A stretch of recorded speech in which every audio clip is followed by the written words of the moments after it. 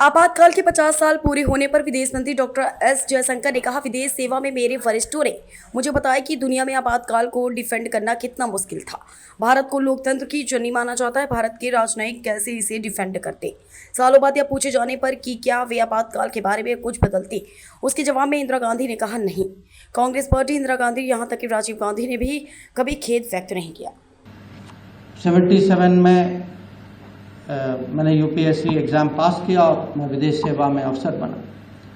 तो मेरे पहले जो सीनियर लोग जो थे वो उस समय भारत के अलग अलग राजदूतावासों में थे और हम उन लोगों से सुनते थे कि दुनिया में इमरजेंसी को डिफेंड करना कितना कठिन था। भारत की कितनी आलोचना होती थी कि हमारा इमेज जो था दुनिया में, क्योंकि माने दुनिया मानती है Bharat, India mother of democracy, सब दुनिया की सबसे बड़ी डेमोक्रेसी, सबसे ओल्डेस्ट डेमोक्रेसी। जब बड़ी डेमोक्रेसी, ओल्डेस्ट डेमोक्रेसी, वहाँ संविधान की हत्या होती, जहाँ डेमोक्रेसी की हत्या होती, तो आप सोचिए कि आप इंडिया के एम्बेसडर हैं या डिप्लोमेट हैं, आपकी स्थिति क्या है?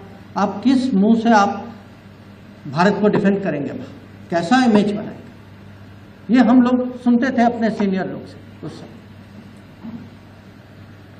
और इंटरेस्टिंग बात यह है कि इमरजेंसी के बाद भी आप जानते हैं 77 में चुनाव हुआ, जनता सरकार आई, बाद में सालों बाद इंदिरा गांधी से पूछा जाता था, मैंने हाल ही में एक न्यूज़पेपर में पढ़ा था कि एक अमेरिकन पॉलिटिकल साइंटिस्ट ने पूछा कि is there anything you would have changed about emergency? He said, Mrs. Gandhi thought for a moment and she said no. तो आप सोचिए, और ये आफ्टर मेनी ईयर्स।